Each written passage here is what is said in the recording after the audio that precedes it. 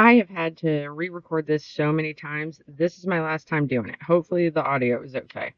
So first we were given crime scene photos that were taken by one of the officers, I believe with his work issued cell phone. And they're not the greatest quality pictures because I think they only released them in the news media that received them. I think they've only released them in video form, so you have to take screenshots, but I found the best quality versions I could. So we're gonna start. This is on the third floor.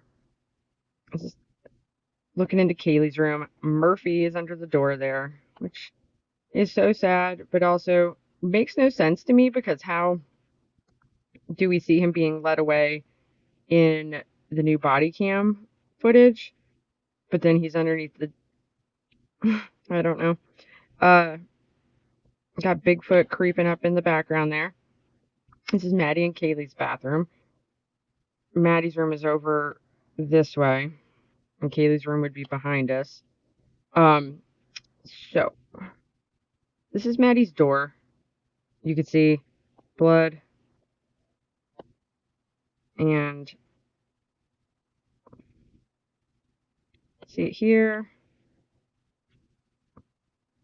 I can't tell if that's a scratch or blood.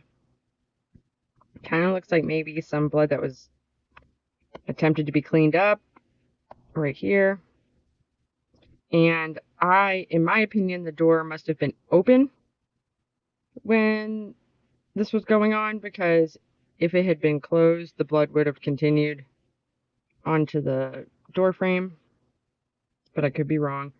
Now on this one, you can see right here, this is also Maddie's door. Right here, right here. And the only thing I did to any of these pictures was that I lightened up the shadows and reduced contrast because some of them are very dark. Maddie's room still. Here's the boots Maddie was wearing in the grub truck video. You can see all these drops of blood on the floor, which means that somebody had to have been walking pretty slowly with like a bloody weapon, I would think. Here you can see could be something over here. Here. So there is blood on the door. And again, I personally think the door was open when this happened. We were told that blood was found over here.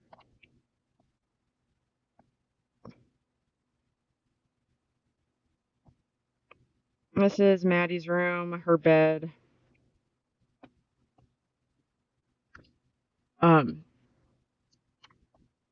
So to people who are like, oh, they weren't killed in the house.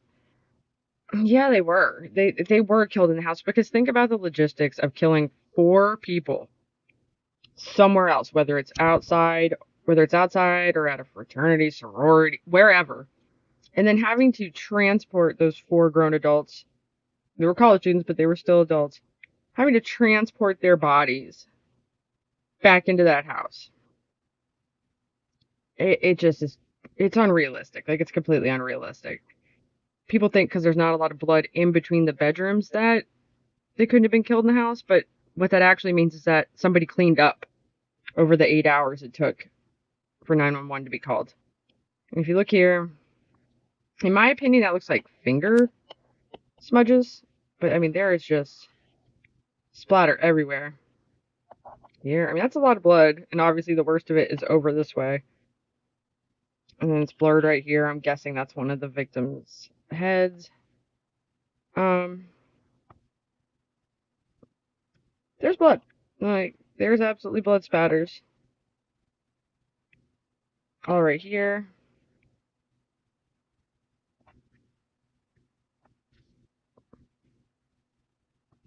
But I think those are finger smudges. You tell me what you think.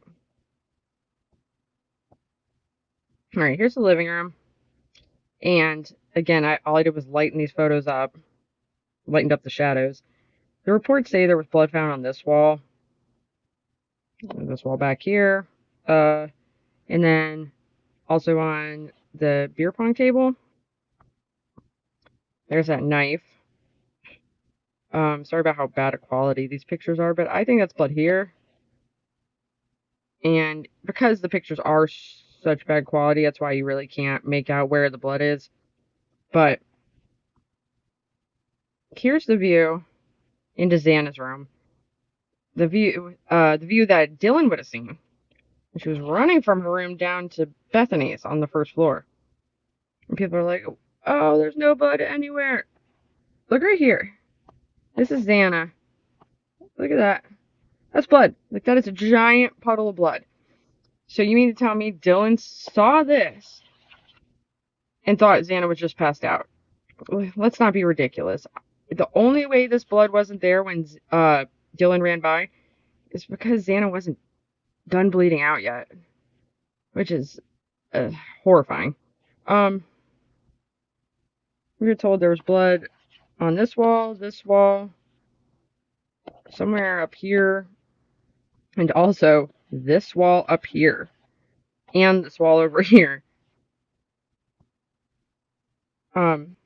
These pictures were posted to social media on the night of the 13th around 12:30 a.m. This one was on Dylan's VSCO page.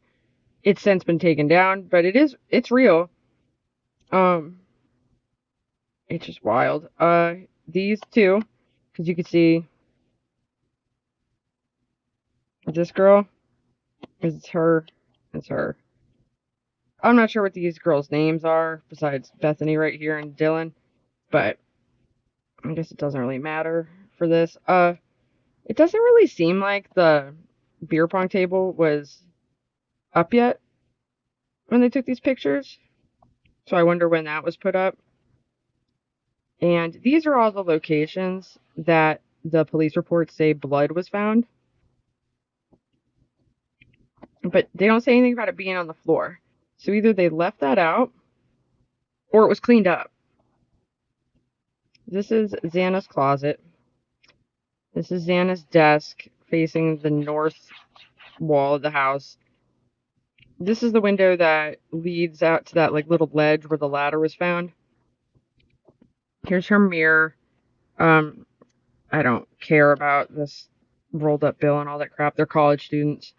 The Coors Light box. Look at all that blood there. Look at all the blood on this fast food bag, which to me it kind of looks like maybe somebody wiped off their weapon on there, but it's hard to say. This is blurred, I believe, because it's blood, and I think it's Xana. This is blurred because it's a mirror, and you would be able to see Xana on the floor. But look at this. I mean, in my opinion, based off of where this is located, in the northeast corner of her room, that looks like she was being stabbed when she was on the floor, too.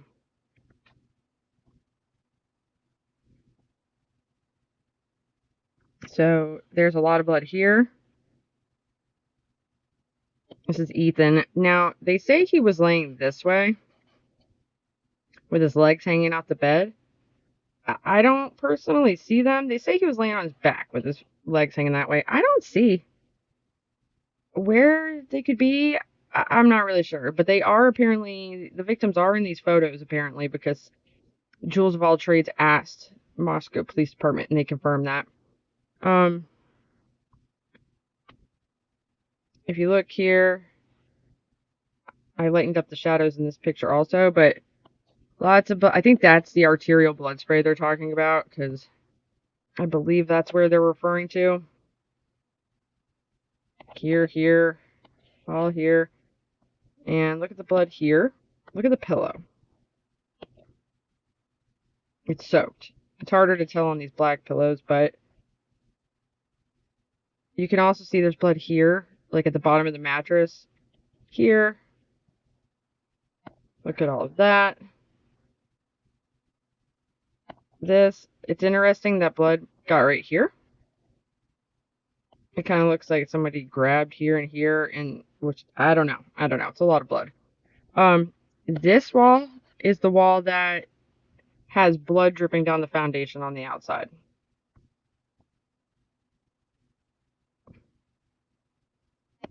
Same thing. We're told that his head was over here and he was laying this way. But, like, in my opinion,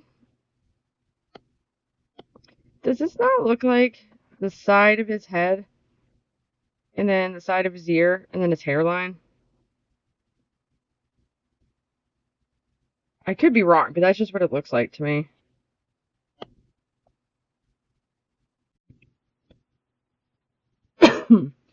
Now we're in the kitchen. Notice how everything has been moved. And this plant had been up there and it was knocked over. This is, I guess, how far open the slider was left. It's weird that there's still leaves on the trees, but who knows. So in the reports where it mentioned that there was blood on the north side cabinets in the kitchen, that would be right here. And that looks like blood. I don't know why blood would be right there. Aside from, I'll tell you my theory when we get there, but you can see that this is the handle, the bottom of the handle for the refrigerator. And this is after they had put everything onto the kitchen table. And look at, why is the time messed up on the damn stove clock? It makes it look like they messed with the picture, you know? But maybe not. I thought this was interesting because I'm not sure what this is a reflection of. But that's it for the pictures we saw first. Now we're going to get into the ones that Idaho State Police just posted on their website. So I wanted to point out, talking about Jenny Ayers, she was supposed to be an ISP forensic services expert that was going to testify for the prosecution.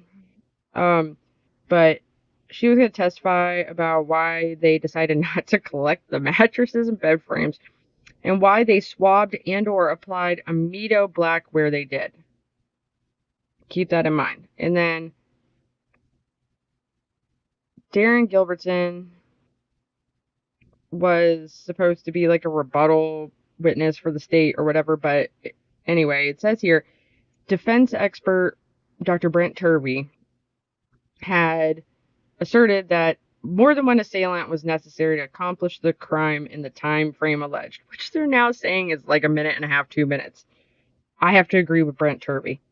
And it says specifically, he asserts that there is direct and indirect evidence that attempts were made by the suspects to clean up the crime scene after the homicides, which would have taken far longer than the time interval alleged by the state. And also interesting, there were multiple weapons used against Kaylee Gonzalez, and Xana and Ethan appear to have been attacked at the same time.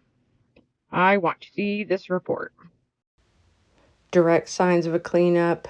These are obvious or physical indicators that someone attempted to remove or alter evidence. I'm not going to read them all, but a few relevant ones.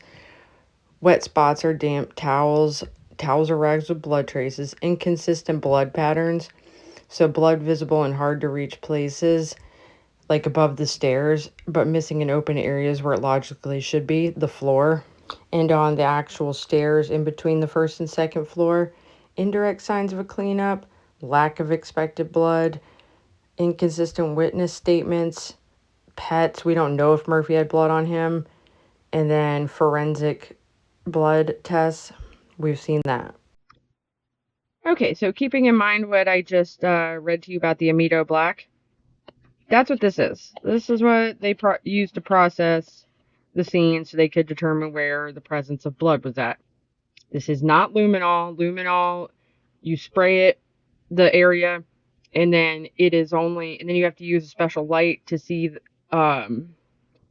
it glow wherever blood was at, and you have it only reacts for a certain amount of time. This Amido Black, I'm going to insert a few clips about Amido Black here. Crime scene investigators processing physical evidence know it's their job not to miss any important clues left behind by a killer. Certain tricks of the trade help them identify even the faintest markers, such as a partial fingerprint or a boot impression. At the home of homicide victim Bernadette Myers, detectives find what looks like the killer's shoe prints.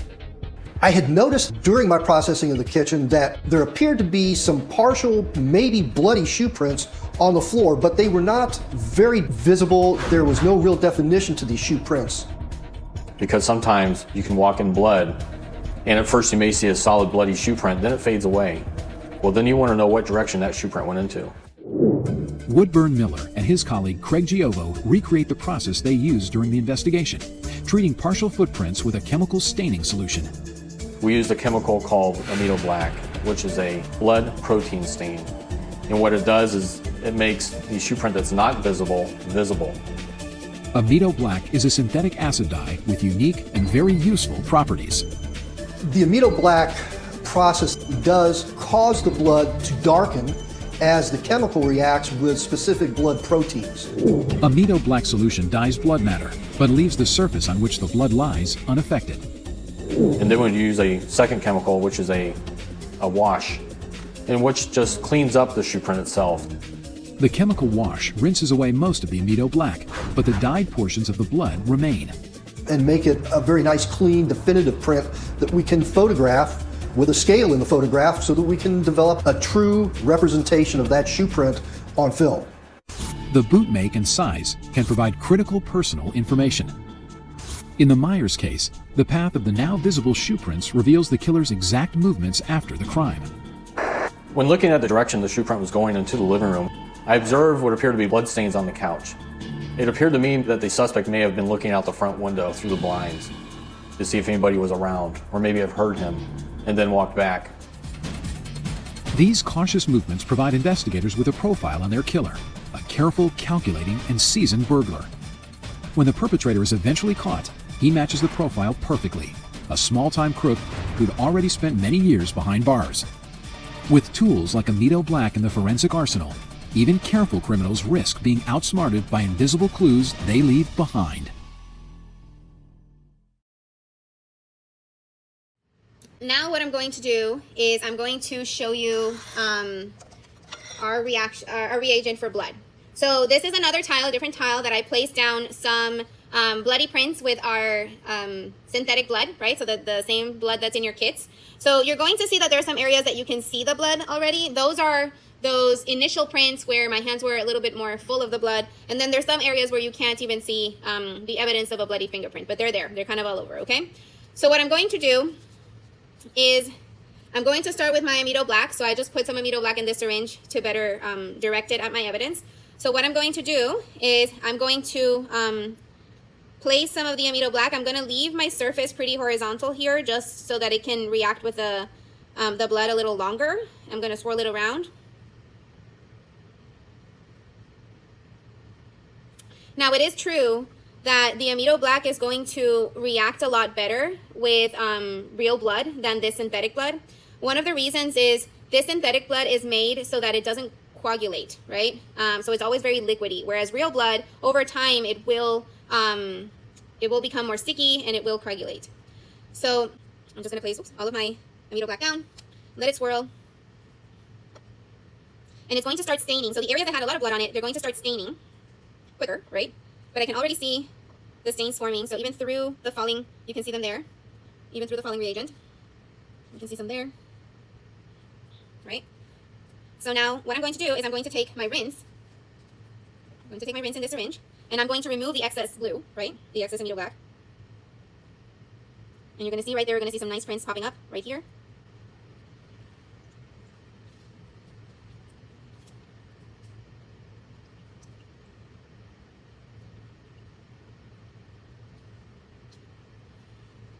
Okay, so I'm gonna let that drip down a little bit, and you see those nice prints popping up.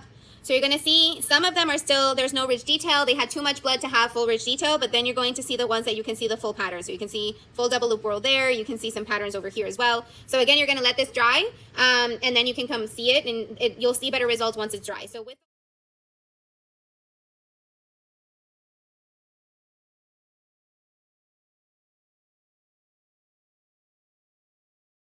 Amido Black is used to detect and enhance blood stains, particularly latent invisible blood on porous and non-porous surfaces.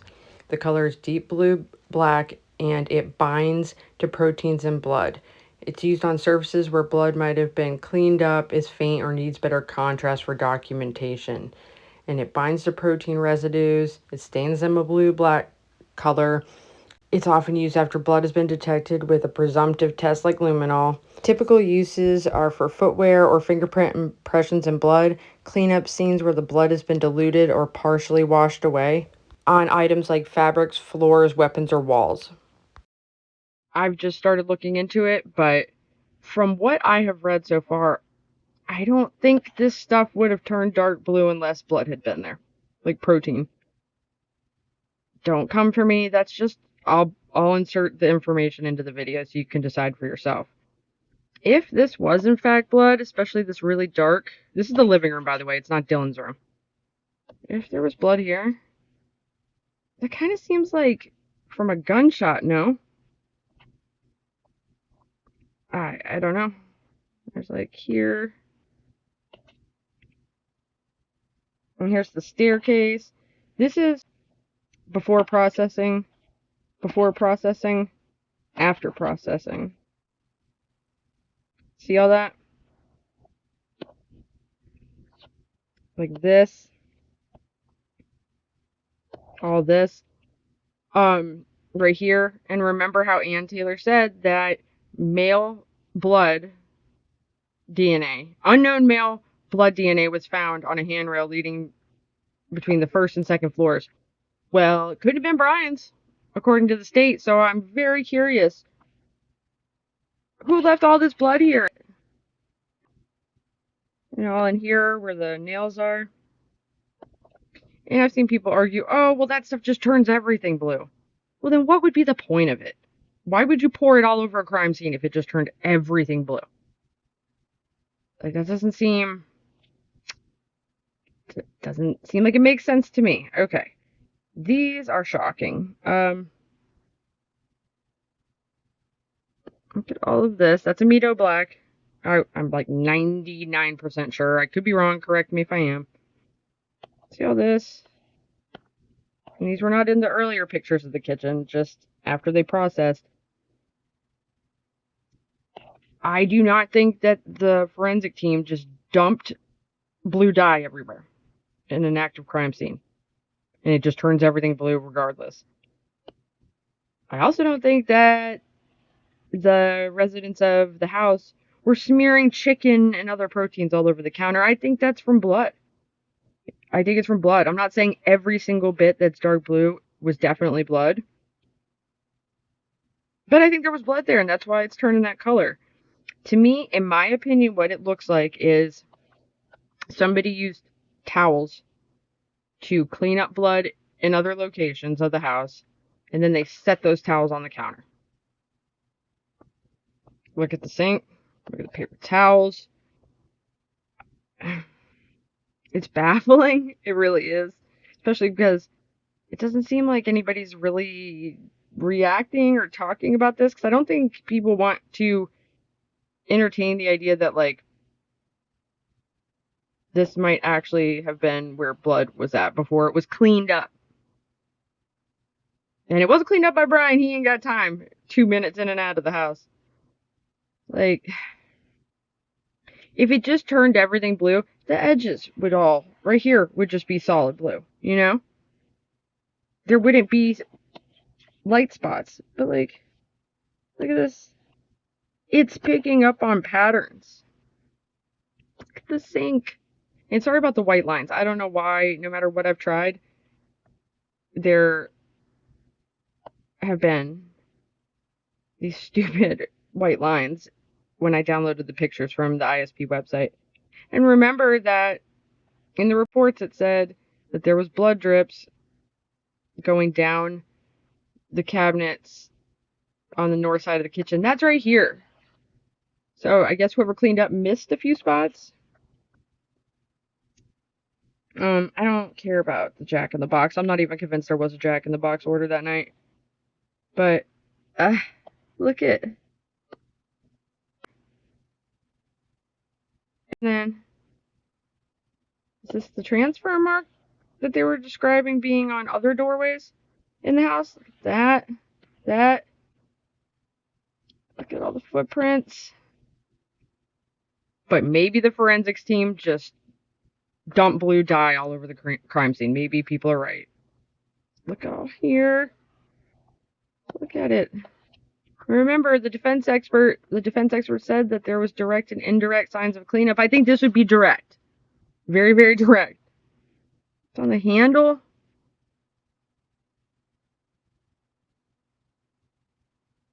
Kind of looks like there were smears like right here. There's blue, Amido black right there. It's wild. It's so wild. All right, and then you can see it here. Sorry about those white lines. I can't help it. And this is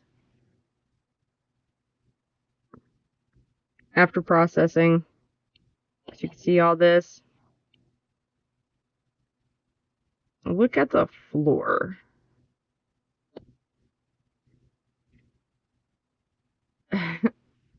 I don't know. I don't know what it means exactly. There's a shoe print.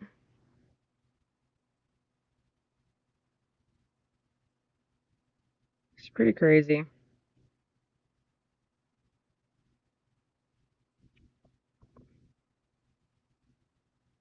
Right here, it looks like they pulled up the tile.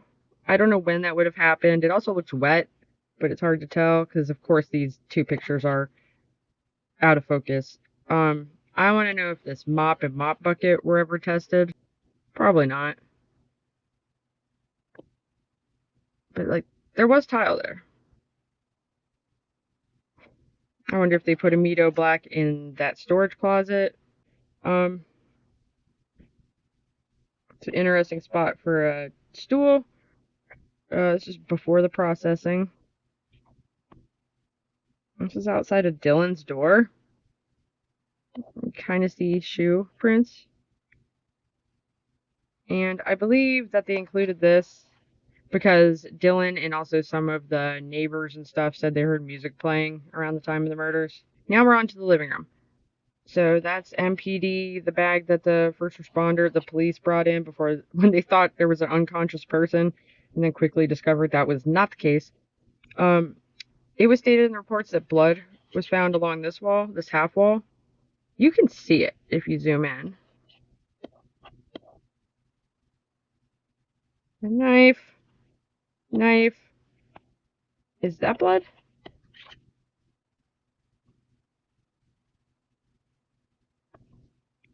Stupid white lines. Don't know where this came from. Looks like knife's gone. Looks like blood here, here, here, here, here, here. And I'm assuming that this table was moved aside in order for them to take the bodies out. Now, a few people have pointed this out. I noticed it too. Sorry about those white lines. I don't know why it does that. The cushions on the couch. Why does it look so red? Like very red. That's like a leather pleather type couch. There's like red all over it. Interesting boot. Look. Why is it red? Somebody's purse. It could be totally irrelevant, but it's just interesting. They took the TV.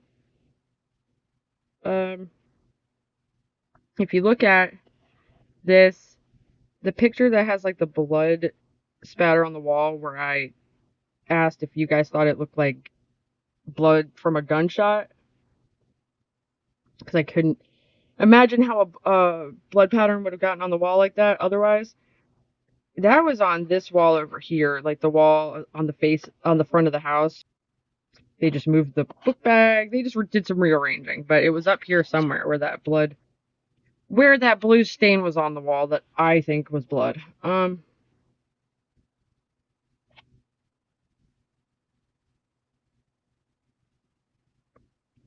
beer pong.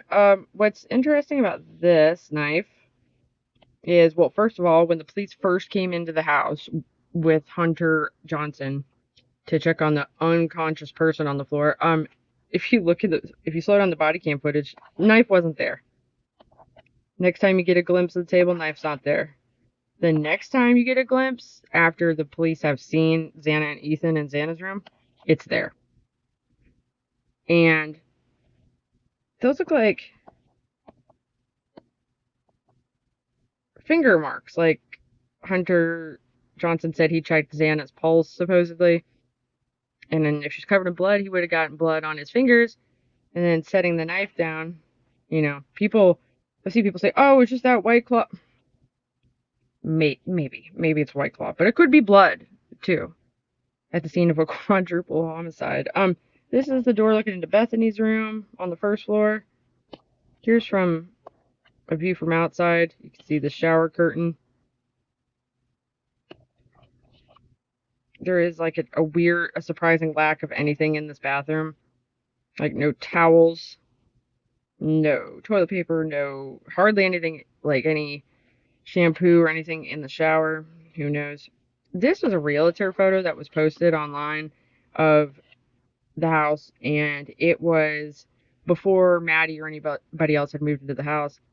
It had said that the laundry room was on the first floor. That had me so messed up, thinking that this was on the first floor and that there must be 2 bathrooms on the first floor because this bathroom's on the first floor.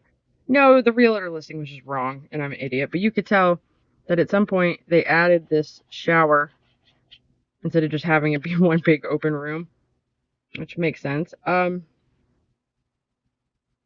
So notice here they have that blocked out. You can see it's eyebrows. It's freaking eyebrows. Toilet lid open, closed. Closed, open. Shirt, no shirt. Towel here, towel not there. Like everything just moves around. Stuff in the trash, stuff not in the trash. I mean, everything is just different from picture to picture. Look here, here. That. It's baffling. It's honestly baffling. Stuff on top of the washer. Stuff not on top of the washer. Alright. And this is Xana's room that we haven't seen. There were no pictures included in the ISP dump. On the outside of the dryer, that looks like blood to me. Or poop. Probably blood. I don't know. I think bloody towels and clothes might have been washed during that 8 hours, but I could be wrong. This is the 3rd floor bathroom. Like Maddie and Kaylee's bathroom. I think they were trying to show that there were no towels on any of the towel bars. This is the view from the 3rd floor going downstairs. So first you come down here, you turn, and then you go the rest of the way down. Dylan's room's over here. There's interesting things on the floor. Perhaps blood. Yeah, all interesting stuff. That latent shoe print. Can't really tell because the photo quality is so bad. You can kind of see something on the floor here. The police said that there was blood on this wall. It's hard to see. Here's outside. I don't know if this had anything to do with the night of the murders. It's very possible. This is where the handprints and face print. But this looks like blood to me. Could be rust, could be something else. Just thought I'd point it out. This is the area that, in some versions of the official story, we're told Brian drove up back here. Sometimes it's Molly. Sometimes it's complicated. We don't really know, but I doubt it. I doubt a killer would want to pin themselves in by driving up back here. I don't know why you would even come to the house in a vehicle. Why wouldn't you approach on foot? But whatever. This ladder has always driven me nuts, but they just left it there until they tore the house down. And it's interesting, of all the pictures that were taken outside the house, they did not include one single picture of the area of the foundation where blood is dripping down, and that would be right around this corner. I haven't been able to find a picture of that. The idea that Molly couldn't see the house number is a joke. And these are the mattresses that the defense had investigators take out of the house. They left, the police and the investigators, they left them in the house. Apparently they didn't see the importance of taking them. I don't know how. Look how much blood is on them. And then also I wanted to ask you, they said Linda Lane apartments had 4 different cameras. We've only seen footage from 2. This is when they were carrying the residents, when they were being a moving service for Dylan and Bethany. Is that a camera? Does that not look like a camera? Y'all, let me know what you think.